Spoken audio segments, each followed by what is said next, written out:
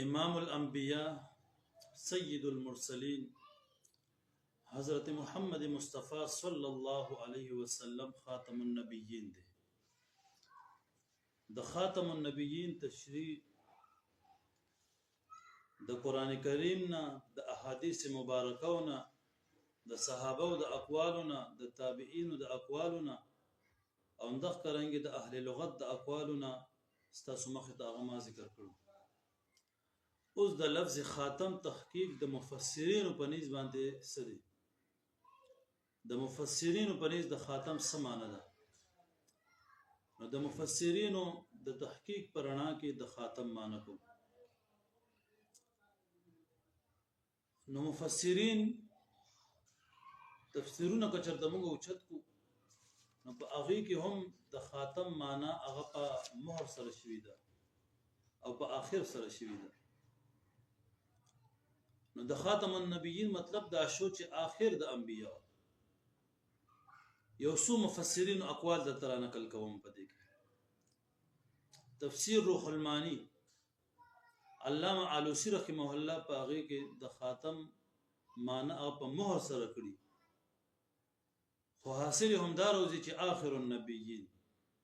د تفسیر روح المانی الفاظ دادي: والخاتم اسم عالة لما يختم به كالطابع لما يطبع به فمان خاتم النبيين الذي ختم النبيون به ومعاله آخر النبيين.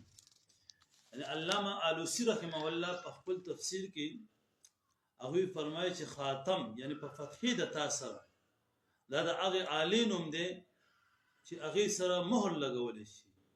د خاتم النبیین معنی دا شو هغه کس چې په هغه باندې انبیای کرام ختم شوي وي. د دې مطلب هم دا دی چې آخر النبیین.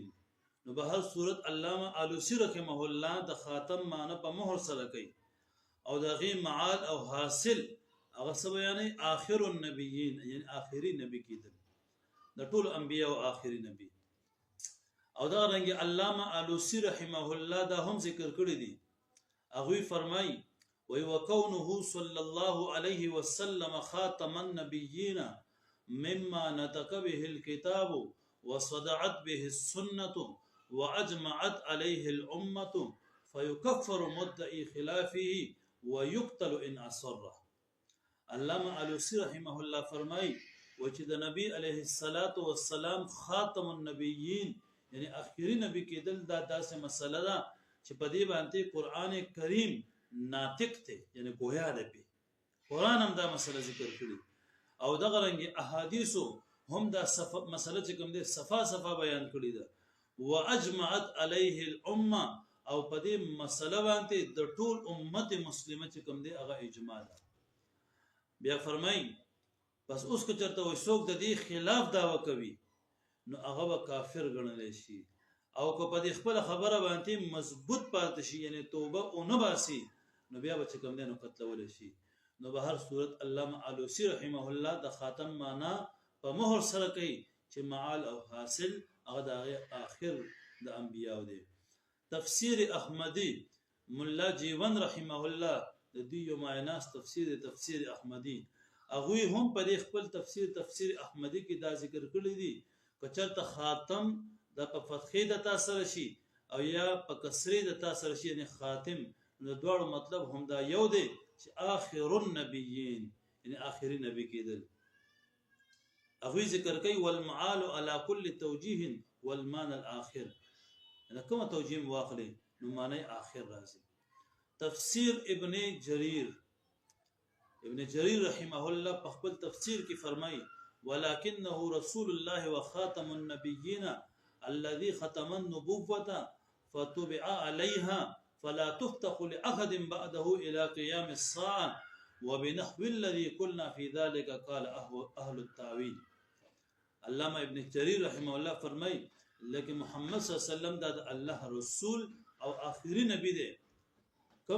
کم نبی الذي ختم النبوة کم چې نبوت ختم کړی دی فتبع عليها او په دې باندې پیغمبر علیه الصلاۃ والسلام باندې چې کوم دی هغه نبوت هغه مهر لګول شوی دی.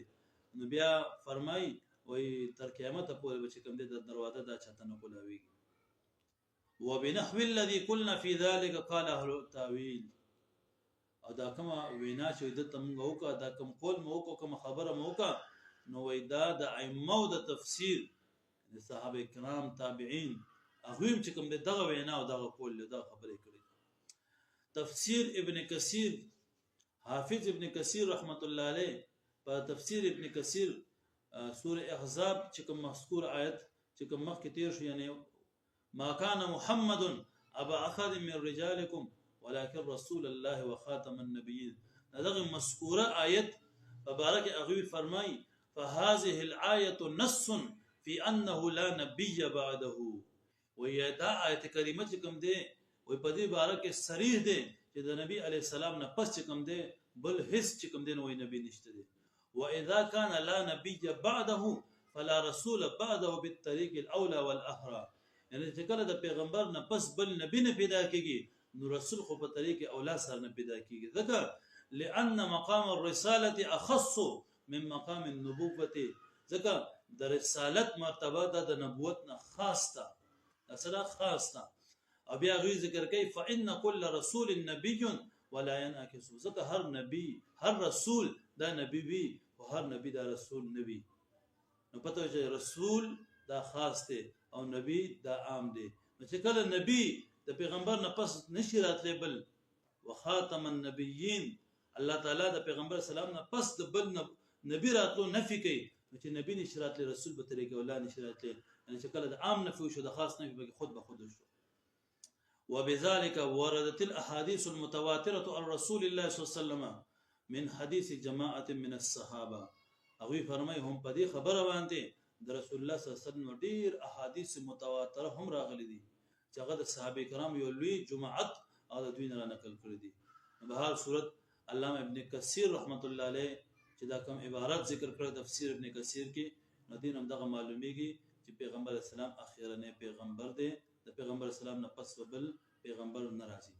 تفسیر خازن په تفسیر خازن کې ذکر دی وخاتم النبیین ختم الله به النبوة فلا نبوة بعده اي ولا معه. هغه ذکر کوي خاتم النبیین الله تعالی په نبی علی السلام باندې نبوت ختم کړی دی نبوت به ختم کړی دی په اوس د دینه پس چې کوم دی بل نبی نشته او د دوی سره یو ځای هم نشته دی د پیغمبر نه پس هم نبوت چې کوم دی نشته دی چې د پیغمبر نه پس څوک د نبوت داوا کوي نبی راشي او د پیغمبر علی السلام په زمانه کې د دې سره یو ځای کو څوک د نبوت داوا چا کړی وي نو هغه چې کوم دی ټیک نه ده. د پیغمبر سره نبوت ته چا نشته دی او د پیغمبر نه پس هم د چا نبوت نشته دی آخري پیغمبر دی. نو په هر صورت دا تاسو ته ما یو د مفسرینو د تفسیرونو نه حواله په دې باندې ذکر کړي د خاتم په معنی باندې.